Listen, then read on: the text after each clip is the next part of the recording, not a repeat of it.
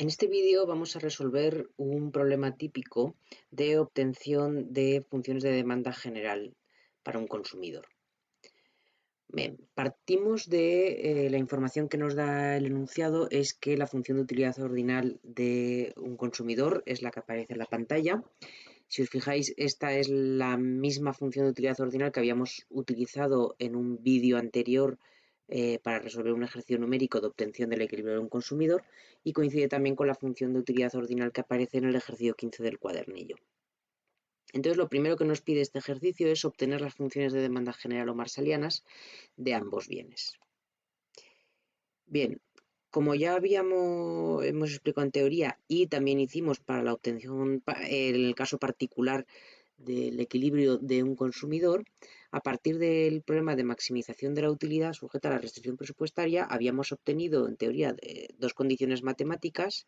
Por una parte, que la pendiente de la curva de indiferencia tenía que igualarse a la pendiente de la recta de balance, lo cual implicaba que la relación marginal de sustitución de un bien por otro tiene que ser igual al cociente de los precios, o lo que es lo mismo que el cociente de las utilidades marginales tiene que ser igual al cociente de los precios.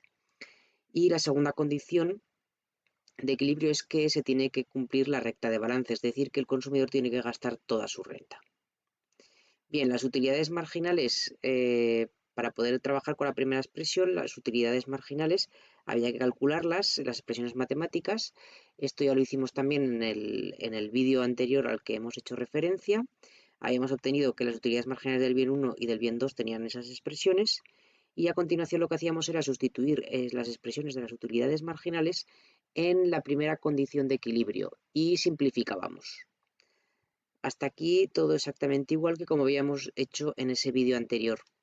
Pero a partir de aquí, lo que ocurre es que ahora ya no sustituimos los precios de los bienes por unos valores concretos, por el precio del bien 1 si era 1 o era 2 euros o el que fuera, no. Ahora los mantenemos como parámetros y seguimos operando.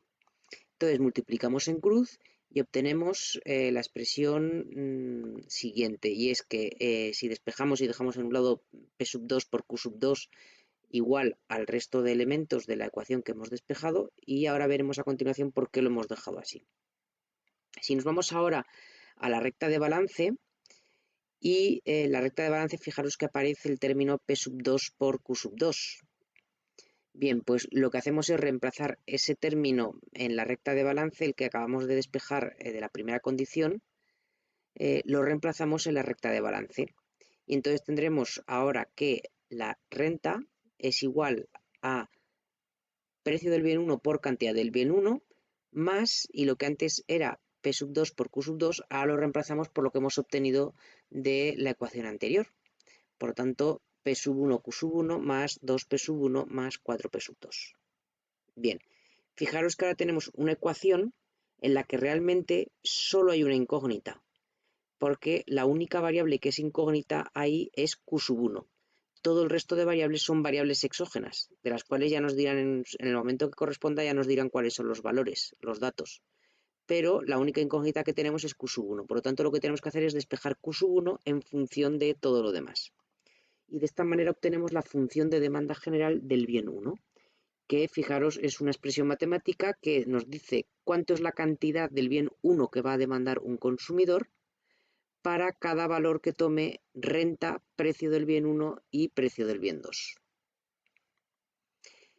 Ya tenemos pues la función de demanda general del bien 1. Si ahora reemplazamos esa función de demanda general del bien 1 en la recta de balance, pues si cogemos la recta de balance tendremos la renta es igual a precio del bien 1 multiplicado por Q sub 1, y aquí es donde reemplazamos Q sub 1 por la función de demanda general que acabamos de obtener de ese bien. Y lo reemplazamos por esa expresión, renta menos 2 por P sub 1 menos 4P sub 2, dividido todo ello por 2 por P sub 1. Y no os olvidéis, que esto también es un fallo muy habitual, es olvidaros de sumar luego el segundo elemento que todavía nos queda de la recta de balance, que es P sub 2 por Q sub 2. Bien, si ahora simplificáis, fijaros que P sub 1 aparece multiplicando a esa fracción, pero también aparece en el denominador de la fracción. Por lo tanto, P sub 1 se puede simplificar. os sigue apareciendo en el denominador 2, si multiplicáis toda la ecuación por 2 y empezáis a operar, despejáis Q2 en función de todo lo demás que son variables exógenas y obtendremos la función de demanda general del bien 2, que toma esta otra expresión. Renta más 2 veces el precio del bien 1 más 4 veces el precio del bien 2, todo ello dividido por 2 veces el precio del bien 2. Y esta es la función de demanda general del bien 2 que nos está informando de cuál es la cantidad que el consumidor va a demandar del bien 2 para cada conjunto de precios y renta. Bien, dejamos ahí indicadas en la parte superior de la transparencia las funciones de demanda general que acabamos de obtener.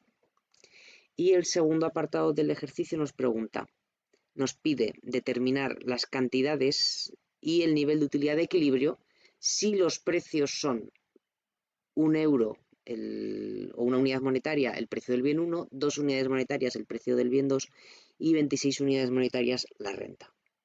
Bien, pues ahora para obtener el equilibrio es tan sencillo como en las funciones de demanda general reemplazamos los valores concretos de los precios y de la renta y operamos. Y para el caso del bien 1, cogemos la función de demanda general del bien 1, reemplazamos los valores renta y los precios de cada uno de los bienes por el precio y la renta correspondientes, y al operar obtenemos la cantidad 8. Es la cantidad de equilibrio que, si recordáis, también habíamos obtenido cuando habíamos hecho la resolución directa, la resolución particular en un vídeo anterior para este caso, para esta misma función de utilidad ordinal. De manera análoga, para el bien 2 cogemos su función de demanda general, que hemos obtenido que era esta expresión, y reemplazamos precios y renta por los valores concretos que nos ha dado el ejercicio. Operamos, multiplicamos, sumamos y dividimos, y obtenemos que la cantidad óptima que tiene que demandar el consumidor del bien 2 es 9 unidades físicas. Y para obtener el nivel de utilidad óptimo, lo que hacemos es en la función de utilidad ordinal, reemplazamos las cantidades que hemos obtenido en el equilibrio y, como habíamos obtenido ya también en ese vídeo anterior, la utilidad será 2500. El siguiente apartado nos dice, ¿cuál sería ahora el equilibrio si cambian los precios? El precio del bien 1 pasa a ser 4, el precio del bien 2 pasa a ser también 4. No nos dice nada acerca de la renta, por lo tanto suponemos que sigue siendo la misma, es decir, 26 unidades monetarias. Nos pregunta también si, a partir de los resultados que obtengamos ahora, nos pregunta si es útil obtener las funciones de demanda general. Bien, pues para calcular el nuevo equilibrio va a resultar también muy sencillo, igual que antes. Únicamente lo único que tenemos que hacer es, en las funciones de demanda general, que tenemos ya genéricas, reemplazar los precios y renta concretos que nos dan para este nuevo apartado del ejercicio. De tal manera que la cantidad óptima que tiene que demandar del bien 1 el consumidor, pues tomamos su función de demanda general y reemplazamos la renta, que es 26, pero ahora que sigue siendo la misma que antes, pero los precios han cambiado. Y el precio del bien 1 ahora es 4 y el precio del bien 2 también es 4. De tal manera que al operar obtenemos que la cantidad óptima del bien 1 ahora pasa a ser 0,25. De manera análoga hacemos lo mismo para Q2. En la función de demanda general del bien 2 reemplazamos la renta por el valor que ya teníamos, 26, y los precios por los nuevos precios que nos da el ejercicio. Operamos y obtenemos que la nueva cantidad de equilibrio que el consumidor tiene que demandar para maximizar su utilidad es de 6,25 unidades monetarias. Y el nivel de utilidad óptimo pues se obtendrá como en el caso anterior, tomando la función de utilidad ordinal y reemplazando las nuevas cantidades de equilibrio que hemos obtenido. Y será 25,63.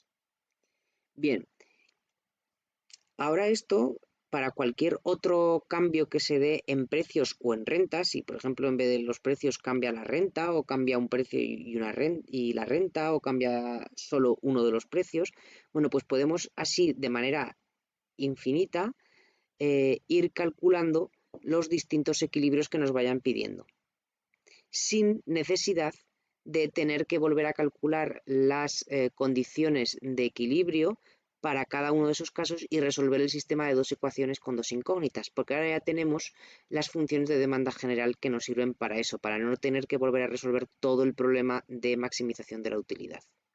Por lo tanto, esta es la respuesta a la pregunta de ¿resulta útil obtener las funciones de demanda general? Pues obviamente sí, porque ante cualquier cambio en el valor de una de las variables exógenas, resulta tan sencillo como reemplazar en la función de demanda general por ese nuevo valor y obtener las nuevas cantidades de equilibrio.